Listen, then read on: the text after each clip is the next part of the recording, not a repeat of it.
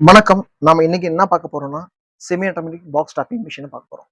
ஆக்சுவலா உங்களுக்கு மிஷின் அனுப்புறதுக்கு முன்னாடி இந்த மாரி பேலட்ல பேக் பண்ணி, ஸ்ட்ராப் பண்ணி அனுப்பிச்சிருப்போம். இப்போ இந்த மிஷினோட இன்ஸ்டாலேஷன் வீடியோ பார்க்கலாம். எப்படி இன்ஸ்டால் பண்ணணும் அப்படின்னு சொல்லிட்டு. ஃபர்ஸ்ட் இந்த பாக்ஸ நீங்க இது பண்ணிட்டு ஓப்பன் பண்ணிட்டு, பாக்ஸ ஓப்பன் பண்ணி, பாக்ஸ எடுத்துக்கணும்.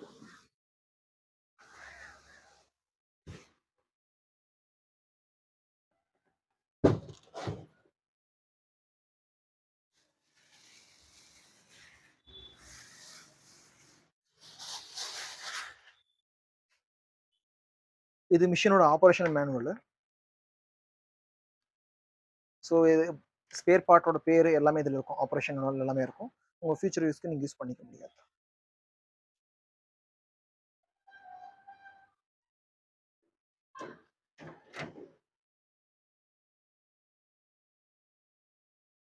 இப்ப இந்த மிஷினோட வீல் எப்படி போட போறோம்ன்னு பார்க்க போறோம். ஸோ வீல் இந்த இடத்துல இருந்து இந்த பாக்ஸ் உள்ள பேலட்டுக்குள்ள வச்சிருப்போம். ஸோ இந்த வீல் பாக்ஸ் எடுத்துக்கணும். இந்த பாக்ஸ எடுத்து இந்த பாக்ஸுக்குள்ள வீல் இருக்கும். இப்ப இந்த வீல போட போறோம்.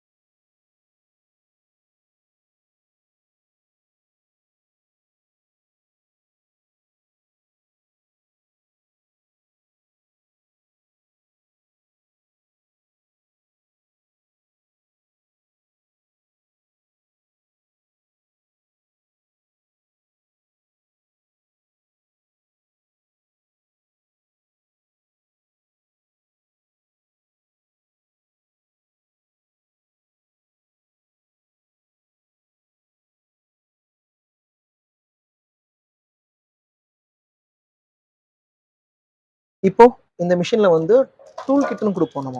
ஸ்க்ரூ டிரைவரு, அப்புறம் உங்களுக்கு brake rubber, springs, spanners, Allen key sets எல்லாம் இதில் இருக்கும். ஸோ இது மிஷினோட உங்களுக்கு வரும். இந்த மிஷின் வந்து உங்களுக்கு சைனா மேக்கு ஹெச்டி ஹெவி ரொட்டீன் வாங்குது. இது ஏன் ஹெவி ரொட்டீன் வாங்குன்றத நான் உங்களுக்கு காட்டுறேன். ஃபர்ஸ்ட்டு இந்த மோட்டர் வந்து உங்களுக்கு காப்பர் வைண்டிங் மோட்ரு. ஆக்சுவலா நார்மலா மோட்டர் வந்து உங்களுக்கு ஷீட் பெண்டிங் பண்ணி தான் உங்களுக்கு இது பண்ணியிருப்பாங்க. இதுல இந்த பக்கம் சைடுல வந்து உங்களுக்கு கேஸ்டிங் பீஸே அட்டாச் பண்றதுனால உங்களுக்கு ஹெவி இருக்கும். அதே மாதிரி உங்களுக்கு காப்பர் வைண்டிங் இது. காப்பர் வைண்டிங் அவ்வளோ சீக்கிரம் போகாது. அப்புறமா உங்களுக்கு கியர் பாக்ஸ் ஹெவி இருக்குது. ஓகேவா? நெக்ஸ்ட் இங்க ரவுண்ட் பில்ட் சிஸ்டம் அசம்பிளி இருக்குது. இது டைட்டிங் அட்ஜஸ்ட்மெண்ட் இருக்குது. அப்புறமா இது கேஸ்டிங். இந்த ரப்பர் கியரோட இது கியர் ஹவுஸ் அசம்பிளின்னு அலுமினியம் கேஸ்டிங் பீஸ். இதுல ஐரனும் வரும். பட் இந்த மாடலுக்கு அலுமினியம் தான் வரும்.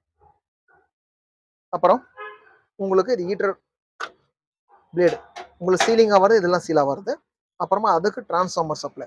ஸோ இந்த டிரான்ஸ்ஃபார்மரில் வந்து 4, 5, 6ன்னு இருக்குது. இந்த 3 ரேஷியோ. சில பேர் இடத்துல வந்து ஹெவி வோல்டேஜ் இருக்கும். வோல்டேஜ் ஹெவி இருக்கிறதுல வந்து 4 இருக்கணும். சில பேர்ல நார்மல் 235 வோல்ட்ஸ் இருக்கிறவங்களுக்கு 5 வச்சுக்கலாம். 230 கூட கம்மியாக வர்றவங்களுக்கு 6 வச்சுக்கலாம். ஸோ அதால நீங்க மேக்ஸிமம் 5 வச்சுக்கிற மாதிரி பாருங்க. பெரிய பெரிய இண்டஸ்ட்ரீஸ்ல வந்து ரொம்ப வோல்டேஜ் இருந்துச்சுன்னா 4 வச்சுக்கலாம். ஸோ மேக்ஸிமம் 5 வச்சிங்கன்னா உங்களுக்கு எல்லாத்துக்குமே யூஸ் ஆகும் கரெக்டாக. இந்த ஃபேன் வந்து உங்களுக்கு ஸ்மோக்கிங் பர்பஸ்க்கு யூஸ் பண்றது. அதாவது உங்களுக்கு இதுல இருந்து புகை வரும் உங்களுக்கு டச் ஆகும்போது. அப்போ எக்ஸாக்ட் ஃபேன் மாதிரி வேலை பண்ணும். இது கூலிங் பர்பஸ் கிடையாது. இப்போ இந்த கேஜ் செக் பண்ணும்போது உங்களுக்கு தெரியும் இது ஏன் ஹெவி நான் சொன்னேன் அப்படின்னு.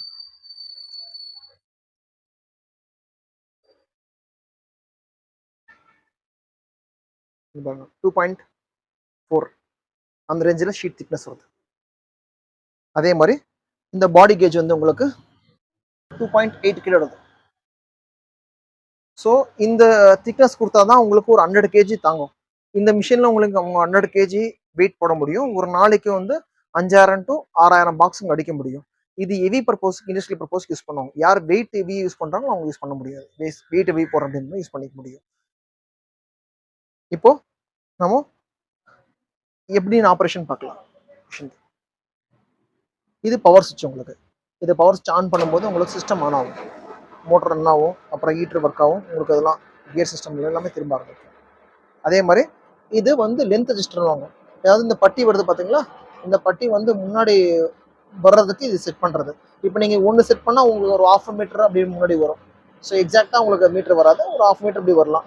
ஸோ 2 வச்சிங்கன்னா ஒரு 1 மீட்டர் அப்படி வரும். ஸோ இதை நீங்கள் இன்க்ரீஸ் பண்ண உங்களுக்கு பாக்ஸோட பட்டியோட லென்த் அதிகமாகும். சில டைம் ஹெவி பாக்ஸ் இருந்துச்சுன்னா அதுக்கு நீங்கள் அதிகம் வச்சிங்கன்னா பட்டி ஒரே வாட்டி வரும். அப்போ நீங்கள் ஈஸியாக ஃபீட் பண்ணிக்க முடியும். இது வந்து ரீசெட் பட்டன் வாங்கும்.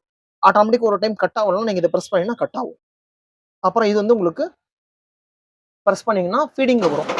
சில டைம் நீங்கள் செட் பண்ணியிருப்பீங்க பாக்ஸ் பெருசாக இருக்கும், சின்ன இது செட் பண்ணியிருப்பீங்க இங்கே. அப்போ நீங்கள் இதை ப்ரெஸ் பண்ணிங்கன்னா முன்னாடி வரும். ஸோ இப்போ பட்டி எப்படி போடுறோன்னு காட்டுறேன்.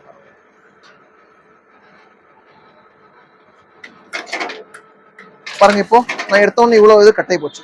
அது ஏன் கட்டாச்சுன்னா காட்டுறேன் பாருங்க. ஆஃப் பண்ணிக்கோங்க.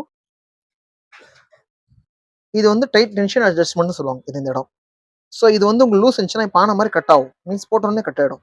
ஸோ இப்போ நீங்கள் இதை டைட் பண்ணீங்க. இதை பிடிச்சிக்கணும் ஃபர்ஸ்ட். இந்த 3 புள்ளி இப்படி பிடிச்சிட்டு நீங்கள் இதை கிளாக் வைஸ் திருப்பணும். டைட் பண்ணீங்கன்னா டைட் ஆகும். இதை நீங்கள் டைட் பண்ண நீங்கள் ஒரு த்ரெட் இப்படி பண்ணும்போது உங்களுக்கு ஒரு 2 kg அப்படி டைட் வரும்.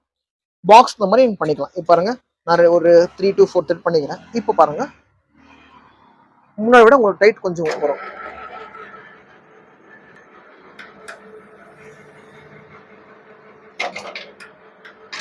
அப்பயே நம்ம அப்படியே போட்டோன்னே கட் ஆச்சு. இப்போ பாருங்க, இவ்வளோ சின்னதாக கட் ஆகிடுது. ஸோ டைட் நீங்கள் தகுந்த மாதிரி செட் பண்ணிக்க முடியும். செட் பண்ணிங்கன்னா டைட் வரும்.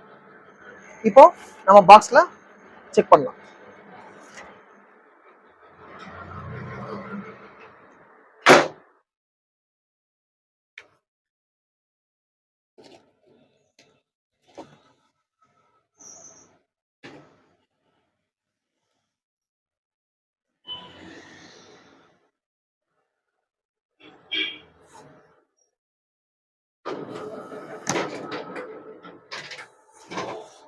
இப்போ நம்ம ஸ்ட்ராப் பண்ணோம். இப்போ பாருங்க, டைட் பார்த்துக்கோங்க. இப்போ இன்னும் டைட் வேணும்னா நீங்க இதை ஆஃப் பண்ணிட்டு டைட் உங்களுக்கு காட்டுற மாதிரி.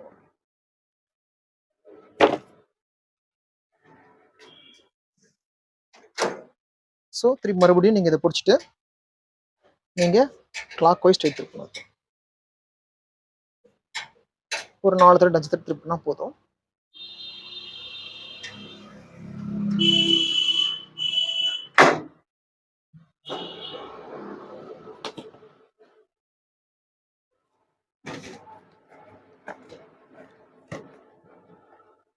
இப்போ இதுக்கு பக்கத்துல அடிக்கிறேன் பாருங்க.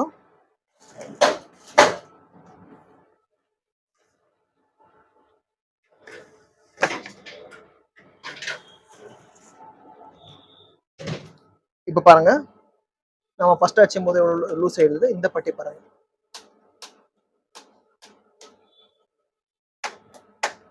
ஸோ எப்படின்னா உங்களுக்கு டைட் உங்க பாக்ஸ் இந்த மாதிரி டைட் பண்ணிக்கலாம்.